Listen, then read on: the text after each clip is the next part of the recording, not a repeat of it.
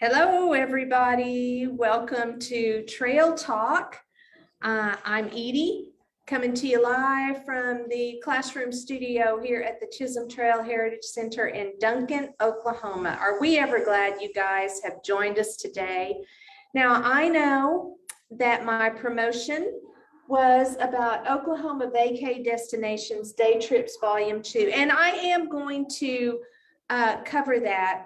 But I've got a little surprise for you that is also going to be happening. So I'm kind of excited. But first, let's go on with our vacay destinations. Now, this is a day trip from Duncan. Of course, that's our starting point. So that's what we're going to talk about. And I'm going to talk to you. I know this is kind of a nondescript building, but burn that view in your mind, because when you see it, you will know that you have arrived at the National Cowboy and Western Heritage Museum. Now, it's located at 1700 Northeast 63rd Street in Oklahoma City, formerly known as the Cowboy Hall of Fame. That's what it was always called when I was growing up. But this Heritage Museum is America's premier institution of Western history, art, and culture. It was founded in 1955. So it's been around for a long time. They collect, preserve, and exhibit an internationally renowned collection of Western art and artifacts, and sponsor dynamic educational programs to stimulate interest in the enduring legacy of the American West. And you know, that's kind of like what we were talking about last week when Bethany Braley was on as our guest from the National Day of the Cowboy organization. And Saturday, we hosted a great event for the National Day of the Cowboy, and I am certain that they also had an event at the Heritage Center at the Western Heritage Museum in Oklahoma City. Now, they are open 10 to 5 Monday through Saturday and noon to 5 on Sunday. And there is a fee to go into their museum, but all of this is available on their website, nationalcowboymuseum.org. We'll put that in the comments section so you can find their website easily. But I was just going to hit on some of the high spots of some of the things that they have going on at their museum.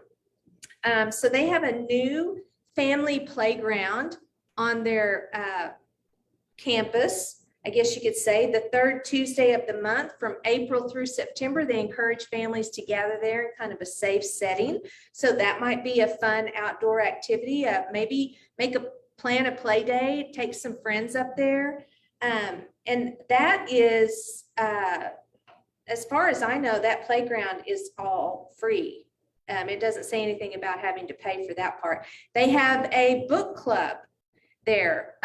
Read a book about the West. On the second Sunday of the month, you can explore your creative side, borrow some drawing materials from the visitor center or bring your own, and gather with art lovers to enjoy an afternoon of drawing and learning from other artists. So it sounds like it's just kind of a group thing. Maybe there's no real lesson or other artists there, but you go into the gallery and sketch. And I haven't been to the gallery there in ages.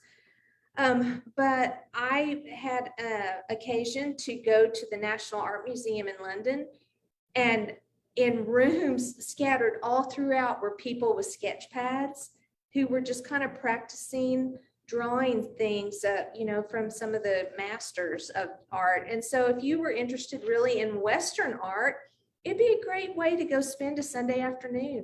And they also have a note: you can't make it to that second Sunday of the month, just drop in anytime and bring your sketch pad. They have tours, of course, that take you through their museum and through their art gallery, just very similar to what we have here.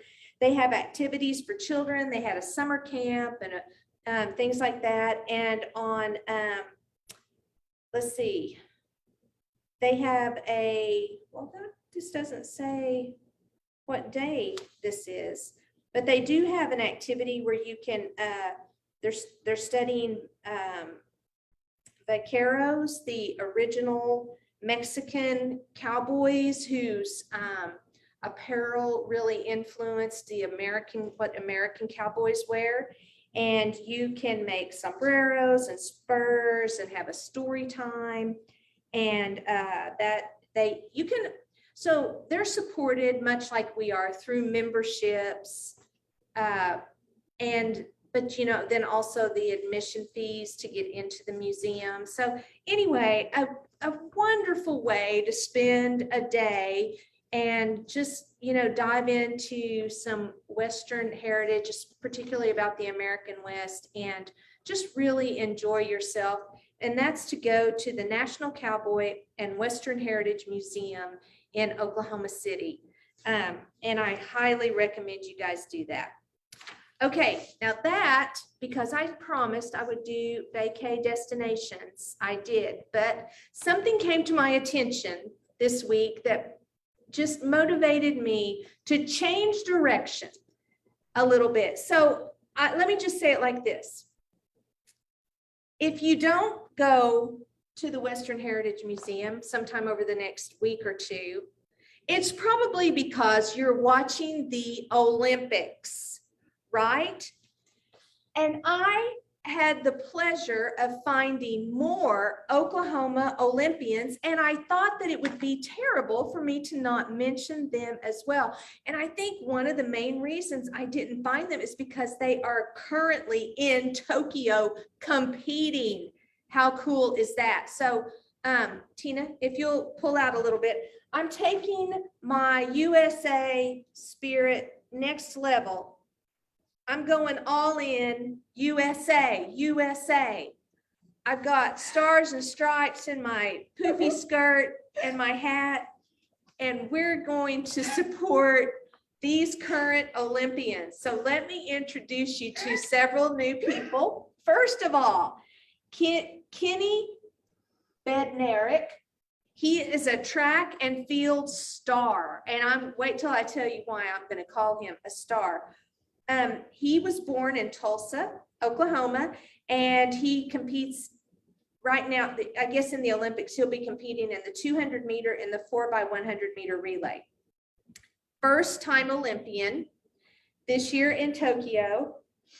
He has a twin brother named Ian, and he became the first American athlete to break 20 seconds in the 200 meter race. That is so fast. That is blistering speed. And he ran the 400 meter in 45 seconds. 45 seconds, one lap around a track. Y'all, that is so fast. Anyway, it is no wonder this man is on the track and field team in Tokyo right now. Am I right?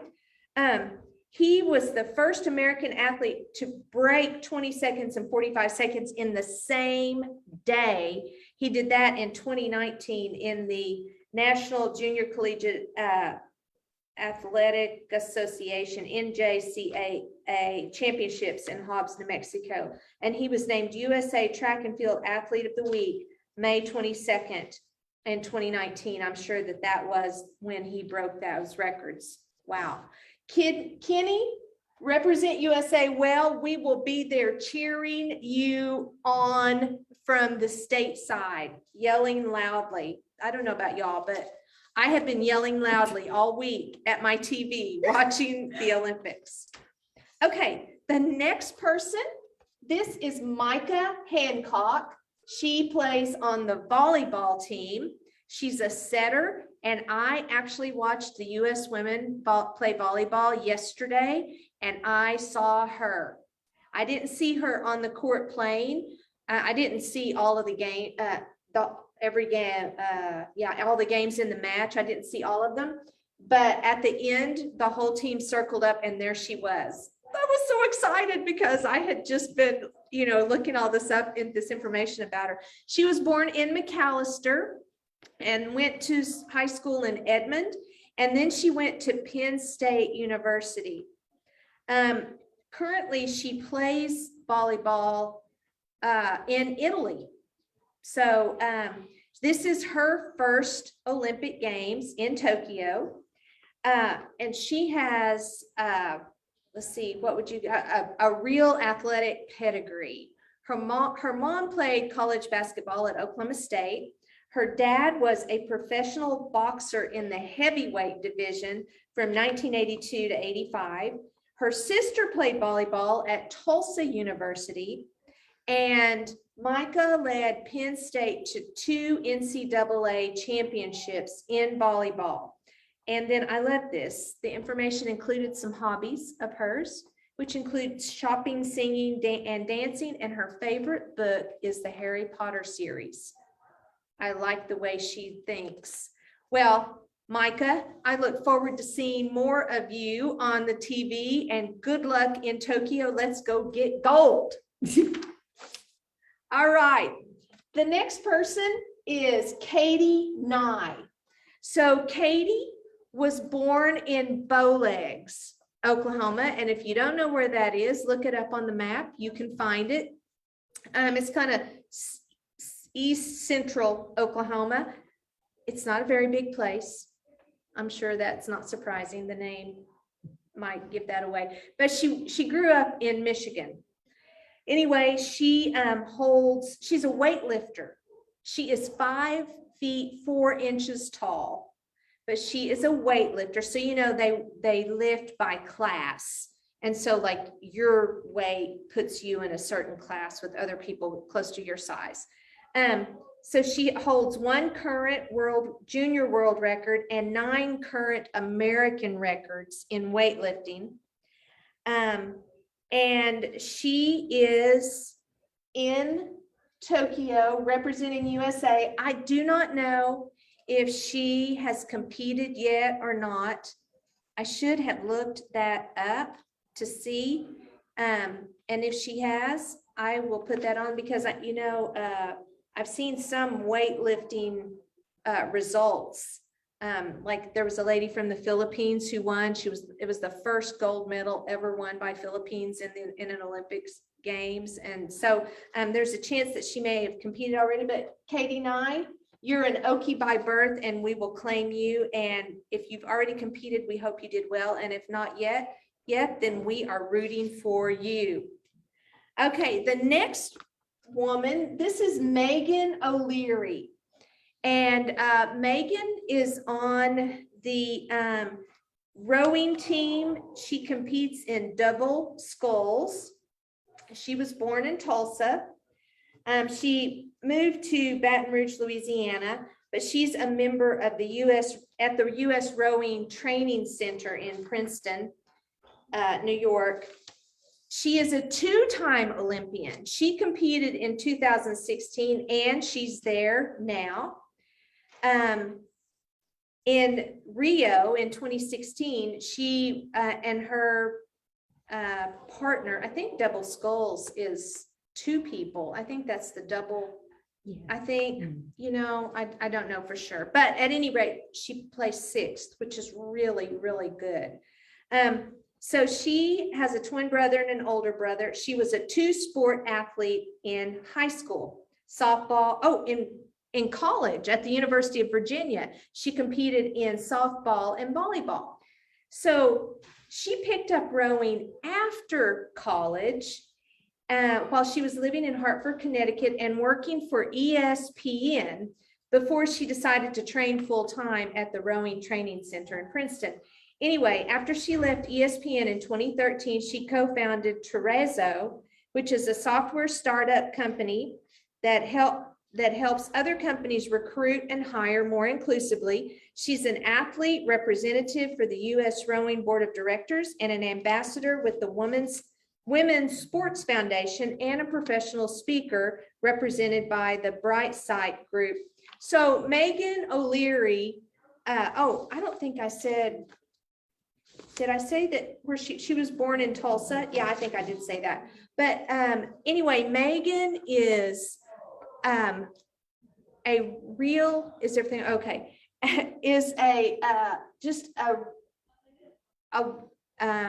sports all around kind of sports speaker representative for women and man for rowing. I find it so interesting that she didn't start rowing until after she was out of college. So that just goes to show you, you know, maybe you feel like you spent your athletic career doing other things. Listen, sometimes there are events that you can go ahead and go give it a try. So anyway, thank you, Megan. We are cheering for you. Now, I did see there were some rowing competitions earlier, closer to maybe even before the opening ceremonies. I told y'all I'm an Olympics fan. I have been watching as soon as I could find it. But so Megan could have competed already, but I am going to look that up. Way to go, Megan O'Leary. Okay, next, this is Eliza Stone. Can you guys tell from her what she's wearing? She is a fencing competitor. She uses the saber. She is from Oklahoma City, well, born in Oklahoma City. She grew up in Chicago. She graduated from Princeton in 2013. She is in Tokyo now, and this says that she placed 19th as an individual in Tokyo, 19th in the whole world. Well done, Eliza. She has two siblings, Robert and Gracie, who also competed at Princeton in fencing. Wow. She began fencing at age 9 after her father saw a flyer for a fencing club in a pizza restaurant in New York. You just never know how you're going to get started in something, right? She has served as a volunteer assistant coach, and she likes to read. And we're proud to say Eliza Stone is an Okie. Okay, Katie Nye, will be competing on August the 1st. Woo, woo. My research team over here named Tina looked that up for us. So good luck, Katie. We're cheering for you. Okay, the last Okie, Oklahoma Olympian I want to introduce you to. This is Ekpe Udo, and he plays for the Nigerian men's basketball team. But now, he is from Edmond, Oklahoma, and everything I found shows that he was actually born in Edmond. He's from Oklahoma. But you know, athletes, if they're I don't know, their family, if they're like a first generation American, they can go and compete for their family's country of origin. And so I feel like that he must, his family must be from Nigeria, and that's why he is competing with the Nigerian men's basketball team in the Olympics. He currently is an NBA player. I say current, yeah. He went to college at Baylor University, and he was a first-round draft pick in 2010. So this is 21. I don't know. That's a long time. He may not be playing, or maybe he still is. I don't know.